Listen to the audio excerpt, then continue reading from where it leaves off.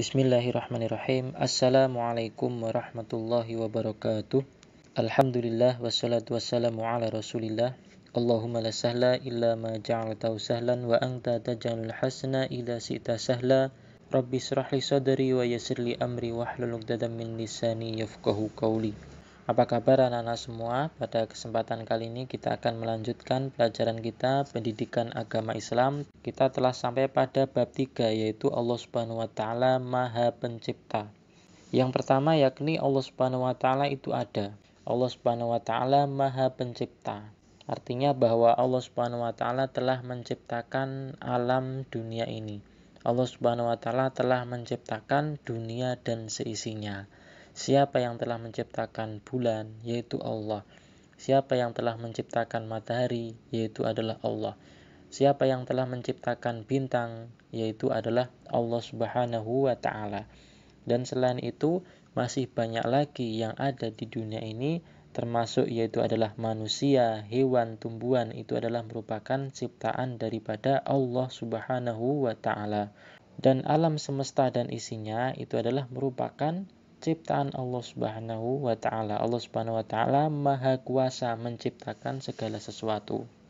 Allah Subhanahu wa ta'ala menciptakan makhluk tanpa bantuan siapapun. Kemudian yang selanjutnya adalah macam-macam ciptaan Allah Subhanahu wa ta'ala. Coba kita mengamati benda-benda yang ada di sekitar kita, bahwa manusia adalah ciptaan daripada Allah Subhanahu wa ta'ala, yaitu diciptakan dari saripati tanah. Manusia diberi akal untuk berpikir. Jadi manusia itu adalah makhluk yang sempurna daripada makhluk-makhluk Allah Subhanahu wa ta'ala.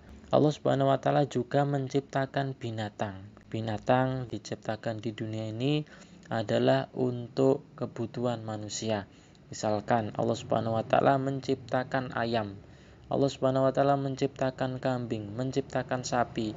Itu semuanya adalah untuk kebutuhan manusia. Tetapi ada juga makhluk yang diciptakan oleh Allah Subhanahu wa ta'ala tetapi bukan untuk dimakan. Sedangkan Allah Subhanahu wa ta'ala pasti mempunyai tujuan, sedangkan manusia tidak tahu. Karena pengetahuan manusia itu adalah terbatas. Berbeda dengan Allah Subhanahu wa ta'ala, bahwa Allah itu adalah maha tahu. Setiap apa yang diciptakan oleh Allah Subhanahu wa ta'ala di dunia ini pastilah ada maksud tertentu.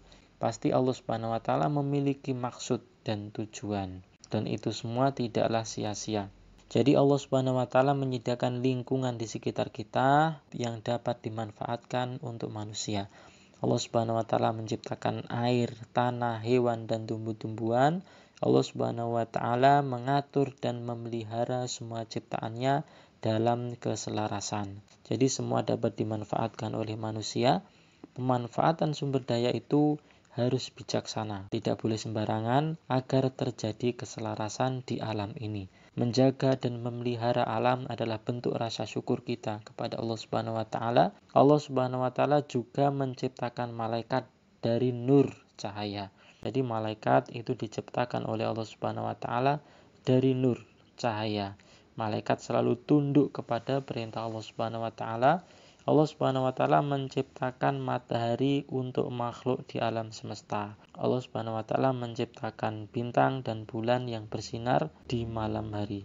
Semua itu nyata atau ada. Bukan ada dengan sendirinya, adanya semua itu karena ada yang menciptakan, yaitu Allah Subhanahu wa ta'ala.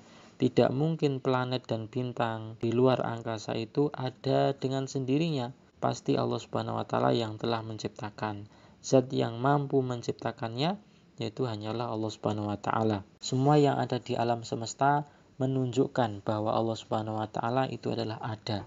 Semakin kita mentadaburi alam sekitar, maka semakin kita menyadari betapa besar kuasa daripada Allah Subhanahu wa ta'ala. Kemudian selanjutnya adalah Allah adalah Al-Khaliq. Al-Khaliq artinya bahwa Allah itu Maha Pencipta. Jadi Allah Subhanahu wa ta'ala disebut Khaliq, disebut juga Sang Khaliq atau Sang Pencipta, yaitu yang telah menciptakan segala yang ada di dunia ini. Sedangkan semua yang diciptakan oleh Allah Subhanahu wa ta'ala itu adalah disebut makhluk. Jadi semua yang ada di dunia ini, semua yang ada di langit selain daripada Allah Subhanahu wa ta'ala berarti adalah makhluk. Karena semua ciptaan Allah Subhanahu wa taala itu adalah makhluk, ya, makhluk yang telah diciptakan oleh Allah Subhanahu wa taala. Allah Subhanahu wa taala tidak membutuhkan bantuan yang lain dalam menciptakan sesuatu. Dalam menciptakan sesuatu, Allah Subhanahu wa taala cukuplah berfirman, kun fayakun. Ya, jadilah, maka jadilah sesuatu itu. Jadi Allah Subhanahu wa taala menciptakan segala sesuatu dengan sempurna. Dia pula yang memelihara dan memberikan rizki kepada semua makhluknya.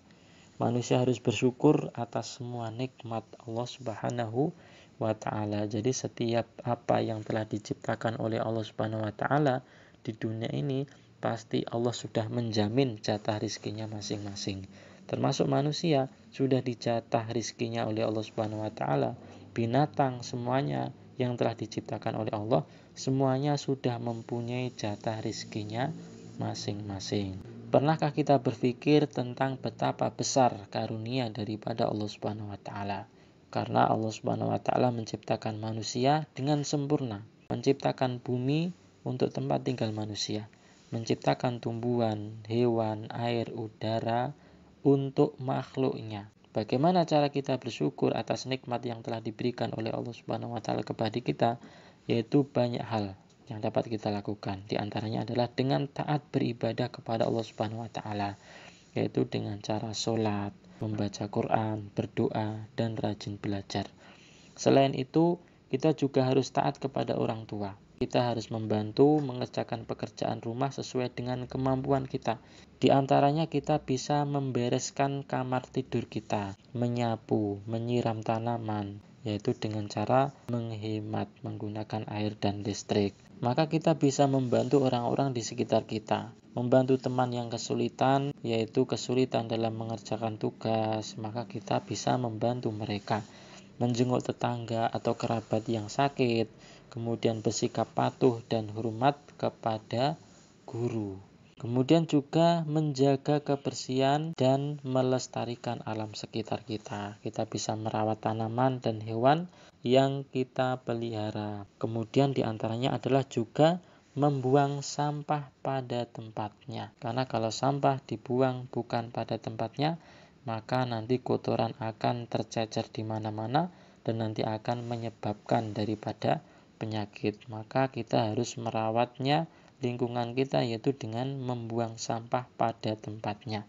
Merawat dan menjaga bumi menunjukkan syukur kita kepada Allah Subhanahu wa taala. Demikian dulu belajar kita pada kesempatan kali ini. Insyaallah akan kita lanjutkan pada kesempatan yang akan datang. Apabila dalam menyampaikan materi ada salah dan kekurangan, mohon maaf. Wabillahi taufiq wal hidayah. Wassalamualaikum warahmatullahi wabarakatuh.